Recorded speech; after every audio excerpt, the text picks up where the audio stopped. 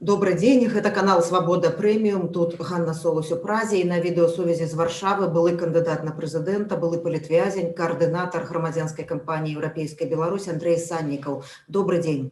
Добрый день. Я хотела пачаць размову з вашага крытычнага паста ў Фейсбуку пра імперскасць расійскай дэмакратычнай пазіцыі і паблажлівае стаўленне да пагрозы так званага лукашызму для Расіі. Маглі б вы патлумачыць і абгрунтаваць сваю думку для аўдыторыі Прэміум? Магчыма, не все чыталі просто гэты пост у Фейсбуку. Відавочна, што гэты пост з'явіўся пад уплывам падзеяў у Расіі, пад тым жорсткім разгонам, які адбываецца ўжо другі раз запар пратэстаў у Расіі. І увогуле узгадалася вся гісторыя нашых адносінаў з расійскімі дэмакратамі, калі яны былі наперадзе, калі яны казалі, што пачакайце трошкі, мы вам дапаможам.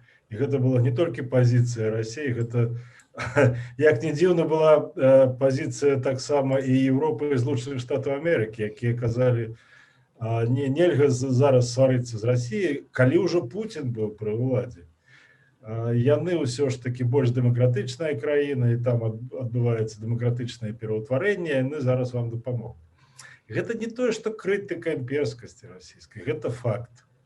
Гэта факт, гэта хвароба расійскага грамадства. І я не крытыкую, я просто кажу, што пакуль гэта не будзе пераадолена, пакуль не будуць успрымацца Украіна як самастойная дзяржава і незалежная, Беларусь як самастойная і незалежная дзяржава, не афіцыйнымі асобамі, не Крамлём, а грамадскасцю. Таму што гэта мы ўвесь час заўважаем і такія, такія адносіны да нас і да нашых пратэстаў таксама. Бачыце, як здзівілі яны нас. Яны нешта могуць рабіць, а тое, што мы рабілі, гэта нашмат больш моцна і раней, гэта ніхто не заўважаў. Больш моцна, чым у Расіі. Вы назвалі адзінае імя ў сваім пасце Барыса Немцова, якога ўжо няма, у якога не было гэтай імперскасці. Калі гаварыць пра расійскую дэмакратычную ліберальную пазіцыю, там розныя пакаленні былі ў розныя часы. Ці маглі б вы хаця б якія прозвішчы назваць тых, каму гэта ўласціва і каму гэта не было ўласціва і цяпер не ўласціва? Так, магу, на жаль, гэта ўжо нябожчыкі. Таму што да Немцова былі, я заўсёды казаў, што былі 3 чалавекі, на жаль, усіх іх забілі. Гэта Галіна Старавойтова, гэта Сергей Ешунков, гэта Немцов. Мне пачалі папракаць, што вось я таксама выступаў, пайшлі мае сябры абурацца пачалі. Я ж кажу не пра тое, што выступіць 1-2 разы у падтрымку, а я кажу пра паслядоўнасць, якая не адразу, але з'явілася ў Немцова. Ён апошнім часам казаў, што менавіта з Беларусі пачнецца хваля дэмакратычных преобразаванняў, новая хваля, таму што тое, што мы бачылі у ўсходняй Еўропе і потым у Савецкім Саюзе былым, гэта ўжо скончылася і павінна пайсці новая хваля. Вось яна пайшла, менавіта з Беларусі яна пайшла, і калі б гэта заўважылі раней, калі б да гэтага далучыліся, калі б гэтаму дапамагалі, то іншая сітуацыя была б і ў Расіі.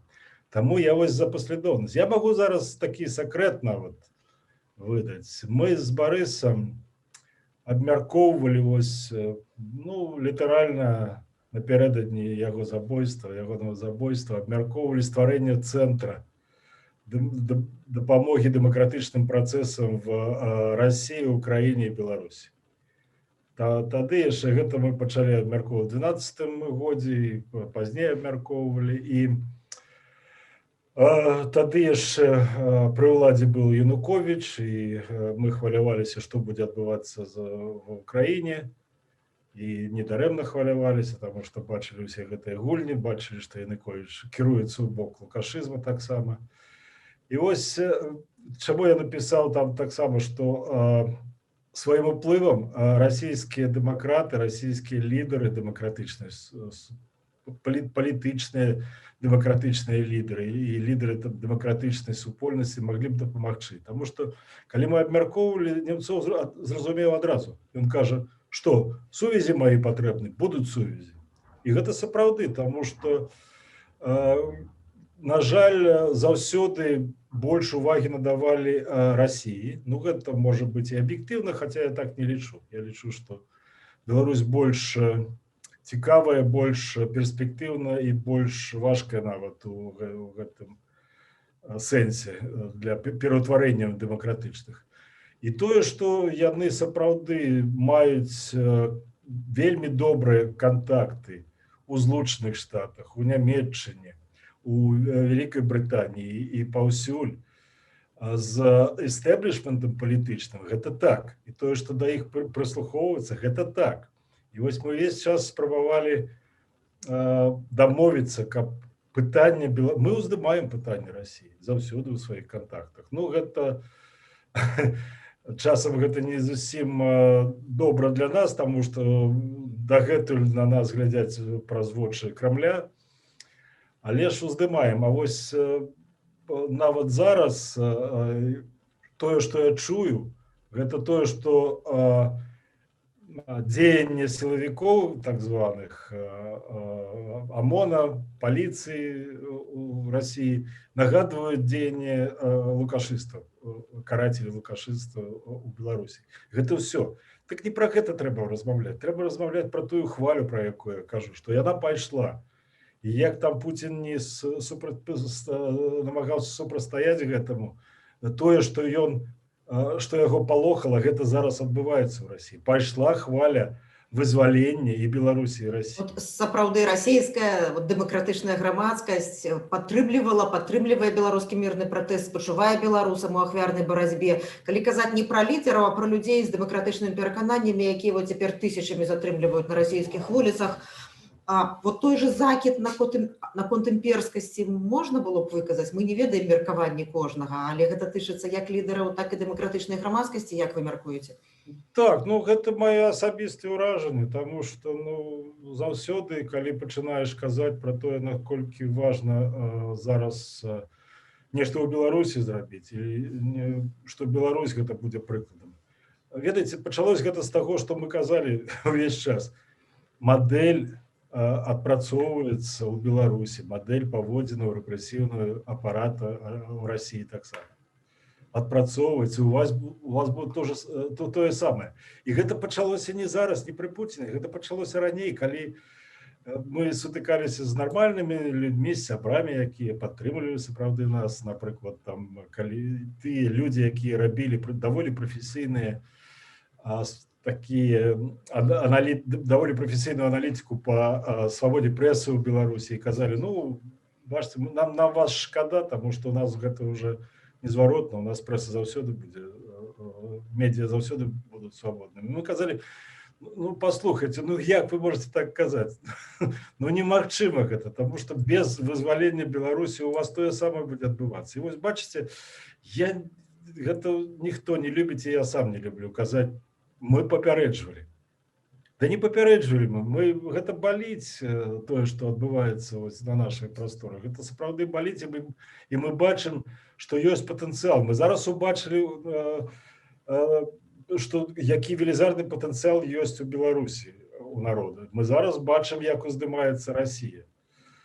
І я б сказаў, што адрозненне, калі я пачну казаць сябрам, нават сябрам з Расіі, у чым мы адрозніваемся, я б сказаў, што вы паўсталі ўсё ж такі, каб абараніць лідара Навальнага, а ў нас народ паўстаў, каб абараніць Беларусь. Вось таксама успрымацца будзе адмоўна, напэўна.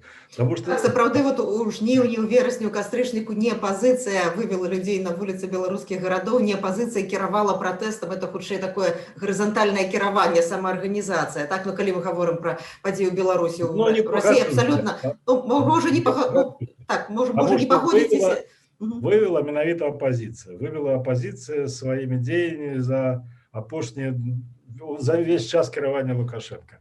Я хотела, мы гэта можем працягнуць, я хотела просто крыху іншае пытанне задаць, што вы сапраўды кажаце іншы характар, іншы маштаб, іншыя прычыны пратэстаў у Расіі, і калі паглядзець на іх, то ясна, што Пуцін паўтарае за Лукашэнкам этой аўтарытарнай практыкі, а ці не падаецца, што летнюю упершыню расійская дэмакратычная супольнасць Ну не тое, што паўтарае, а скарыстоўвае беларускія дэмакратычныя практыкі, беларускі шлях цяпер. Вот это ўпершыню адбываецца.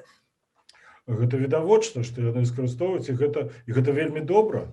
Гэта вельмі добра, таму што яны вельмі так пільна адсочвалі, што адбываецца ў Беларусі, як гэта адбываецца. І былі ўражаны вось тым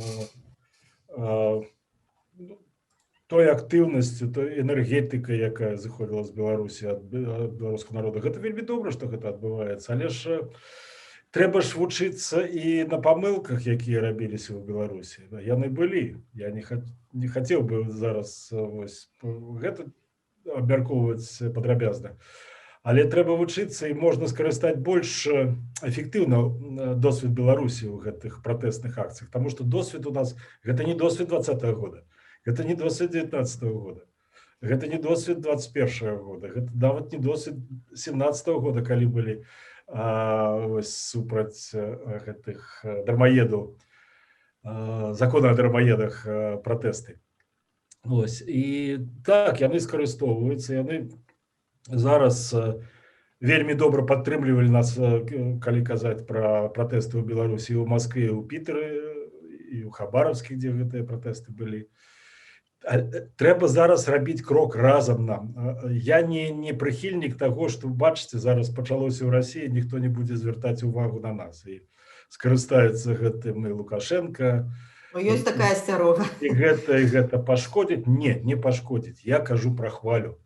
Давайте падтрымаем адзін аднаго. Давайте скарыстаемся нашым досведам у пратэстах і сувязямі палітычнага эстаблішмента апазіцыйнага расійскага за межамі, таму што зараз гэта стала відавочна, што рэпрэсіўныя машыны вельмі падрыхтаваныя, каб забіваць людзей. І без умешальніцтва у нармальным сэнсе, з выкарыстаннем міжнароднага права, міжнародных арганізацый, уплывовых гульцоў міжнародных, просто вось гэты рэпрэсіўны апарат перамогуць і ў Расіі, і ў Беларусі. Таму нам патрэбна зараз спыняць тыя дзеянні, якія, мы, напрыклад, зараз бачым. Як гэта можна? Адразу пасля вось першага разгона 23-го у Маскве, у Расіі ввогуле, Барэль абвяшчае, што ён паедзе ў Маскву сустракацца з Лавровым. Як гэта можна? Гэта ж уже за межамі прыстойнасці, ведаеце? І вось трэба гэта спыняць. Грамадскасць можа гэта спыніць. Мы адчулі сваю моц і за межамі Беларусі таксама. Гаспадар Андрэй, вот гэты лозунг такой за нашу, за вашу свабоду гучыць шмат гадоў, апошнім часам вельмі часта гучыць з беларускага, з расійскага боку.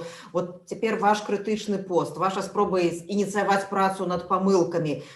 Ці гэта цяпер на карысць усім тым працэсам, якія адбываюцца ў Расіі і Беларусі? Ці не будзе это варожа ўспрынята, напрыклад, расійскім бокам расійскай апазіцыі, як вы мяркуеце? Я не ведаю, я шмат водгукаў атрымаў на гэты пост, і падтрымка ёсць. Не ў гэтым справа, я ж зноў-такі, гэта не абраза, гэта нават не крытыка, гэта факт. Гэта факт. І гэта не што значыць мой гэты пост, я ўвесь час пра гэта кажу. Я ўвесь час кажу, я яшчэ пачынаў з вельмі уплывовымі і паважанымі мной савецкімі дысідэнтамі размаўляць пра гэта. І з Аленай Бонар, і з Владимиром Буковскім, і з Барысам Пустынцевым, і з Натальей Гарбанеўскай. Як зрабіць так, каб мы зноў былі разам, як у самыя змрочныя часы Савецкага Саюза ўсё ж такі дысідэнты кантактавалі адзін з адным.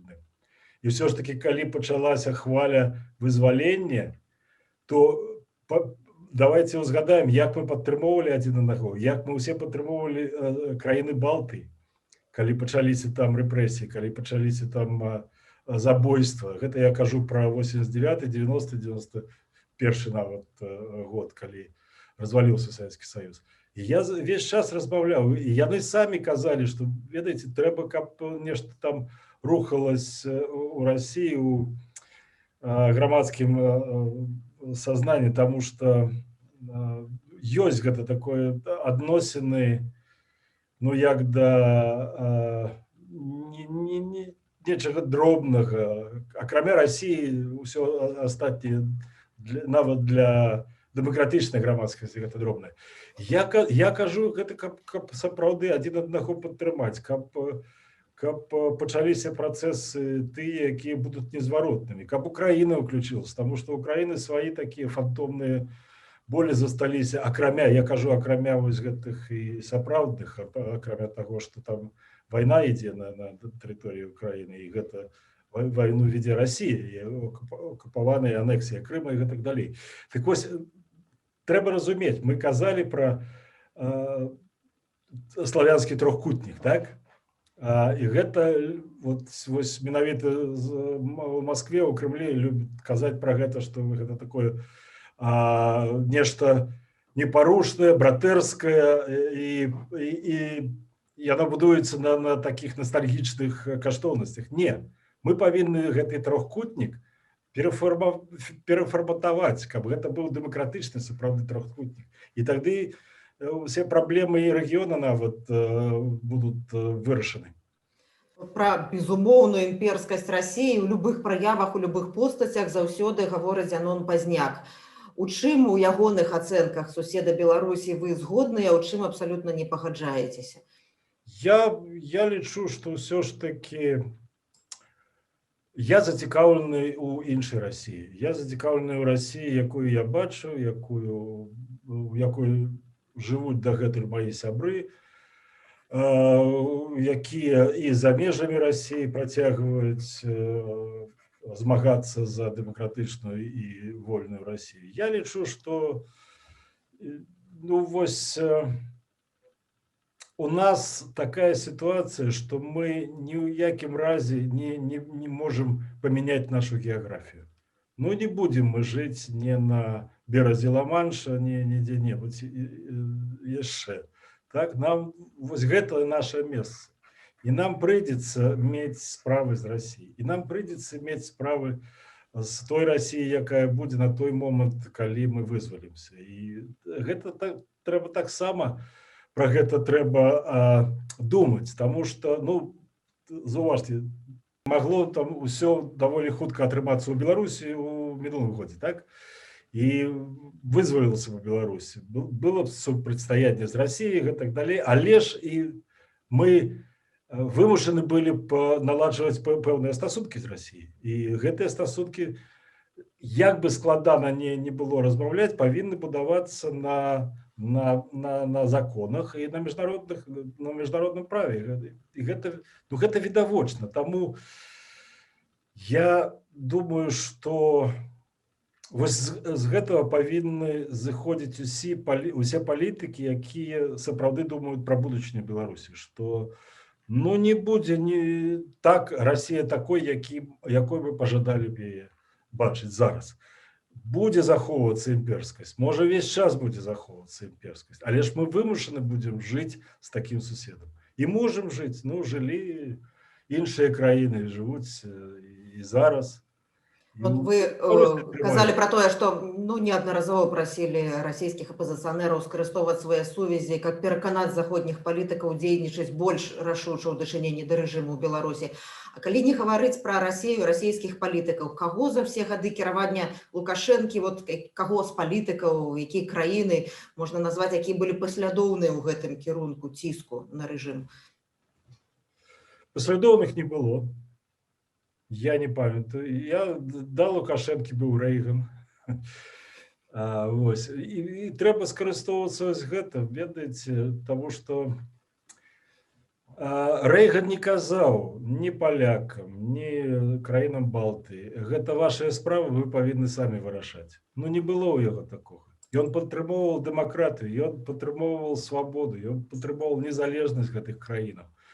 І адпаведна паводзіўся з Савецкім Саюзам, і санкцыі ўводзіў, і ціснуў на Савецкі Саюз. І вось такая пазіцыя павінна быць. Калі мы чуем, не, гэта ваши внутренние справы, вы самі вырашаеце там.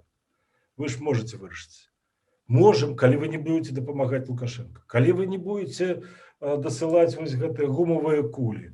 Калі не будзе польскія, так, калі чэшскія гэтыя гранаты не будуць дасылаць, калі амерыканскія кампаніі не будуць там дапамагаць блакаваць інтэрнэт і гэтак далей. І калі вы сапраўды будзе падтрымліваць каштоўнасці. Цікавы вельмі выпадак быў, так, літаральна учора. Вось схапілі швейцарскую журналістку. Луиза, не памятаю, чык. І адразу ўмешаўся МЗС Швейцаріі, і яе вызвалілі.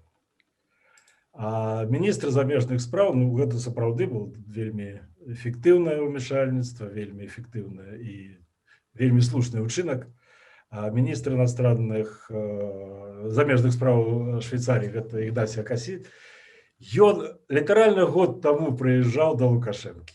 Літаральна год таму ён вельмі ганарыўся, што з Лукашэнкай ён абмяркоўваў ситуацию с правами человека. И был задоволены, як гэта абмеркаванне шло. Літаральна год таму он абмяркоўваў з Лукашэнкай, як прадухіліць катаванні у турмах і гэтак далей. І яшчэ одна грамадзянка Швейцарыі за кратамі знаходзіцца. Яшчэ одна грамадзянка за кратамі. Так, бачыце, сувязь заўсёды ёсць. Вось калі ты пайшоў к дыктатару, размаўляць з ім пра тое, што ну ты хлусіш, што пра гэта можна размаўляць з Лукашэнко, які ўжо вядомы ўсяму свету. Што пра гэта можна размаўляць з Макеем і казаць, што ён нейкі ліберал.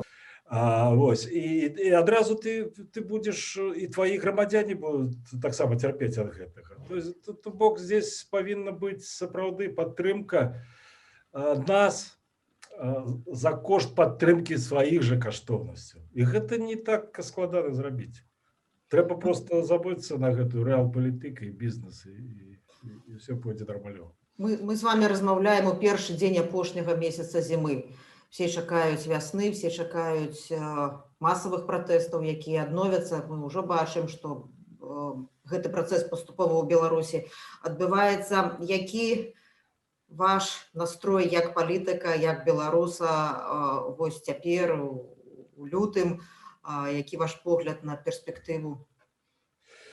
Я ў захапленні ад людзей у Беларусі. Я просто ў захапленні, таму што это нешта неверагоднае, тое, што яны робяць, і тое, як яны рызыкуюць, і тое, што відавочна, што вось гэтыя карацелі ўжо ну, можна сказаць, што адчуваюць велізарны ціск псіхалагічны, і нават дубінкі не дапамагаюць ім. І я вельмі расчараваны тым, што адбываецца сярод тых людзей, якія прызначылі сабе прадстаўляць беларускі народ. Гэта не толькі Ціхановская, гэта і іншыя, таму што адбыліся неверагодныя рэчы для Беларусі. Напрыклад, 2 разы адбылося паседжанне Рады бяспекі ААН па гэтак званай формулы Арыя. 2 разы ўжо адбылося. І павестка не была сфармулявана нашымі прадстаўнікамі, якія там выступалі. Трэба ведаць, гэта было сапраўды, эстонцы зрабілі неверагодна тое, што па іх ініцыятыве была склікана Рада бяспекі. І трэба было даволі рашуча патрабаваць санкцыю міжнароднага трыбуналу, трэба вызвалення палітвязняў і гэтак далей. Трэба заўсёды, тым больш, што гэта публічнае паседжанне было, трэба было звяртацца не да чынавенства ў Беларусі, як гэта рабілі пэўныя прадстаўнікі, а да людзей свету, якія нас падтрымоўваюць. Я не зноў-такі, мы павінны зрабіць гэтую працу над памылкамі, таму што зноў знікла з пераліку нашых пытанняў санкцый, зноў знік адключэнне ад свіфту, зноў зніклі эканамічныя і гандлёвыя санкцыі, зноў няма патрабавання вызвалення палітвязняў. Ну, гэта гучыць, але так ціха, што просто незаўважна. А гэта зараз, калі мы кажам пра тое, што ў вёсну мы чакаем пратэсту, вось гэта галоўнае. Нам, ну, мы сапраўды патрабуем такой рашучай падтрымкі свету. Мы бачым, што пэўныя такія рэчы адбываюцца, што вось Нямецчына быццам бы абяцае прасоўваць пытанне пра міжнародны трыбунал, што рыхтуецца 4-й пакет санкцый, але калі гэта будуць такія ганебныя крокі, як яны былі папярэдне зроблены, там некалькі чалавек у спісах і ўсё, і незаўважныя санкцыі эканамічныя, то гэта нічога, ніякага эфекту не даст. І гэта не, зноў-такі, вось яшчэ одно пытанне, якое мы заўсёды ўздымаем. Вы заходнікі, дэмакратычныя краіны, вы хацелі б дапамагчы дэмакратычнай супольнасці ў Расіі, аднаўленню дэмакратыі ў Расіі, пачніце з Беларусі, таму што без вырашэння беларускага пытання нічога ў Расіі не атрымаецца, нічога.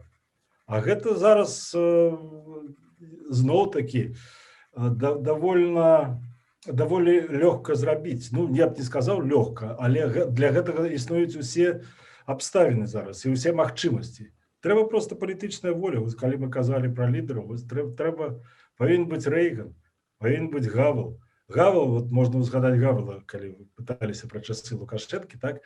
Але ў Гавела не было такіх магчымасцей, як у Рэйгана, напрыклад. Ён быў сапраўды маральным аўтарытэтам і да апошняга падтрымоўваў беларускіх дэмакратаў, беларускіх freedom fighters. Я атрымаў ліст ад Гавела, дзякуючы Радыё Свабода, дарэчы, якія...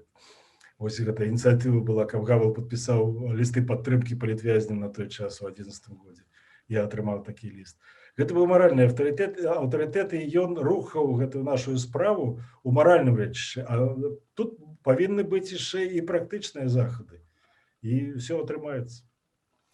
Дзякую вялікі за вашу ацэнку, дзякую вялікі за каментар. Гэта быў былы кандыдат на прэзідэнта, былы палітвязень, каардынатар грамадзянскай кампаніі «Еўрапейская Беларусь» Андрэй Саннікаў. Усяго найлепшага.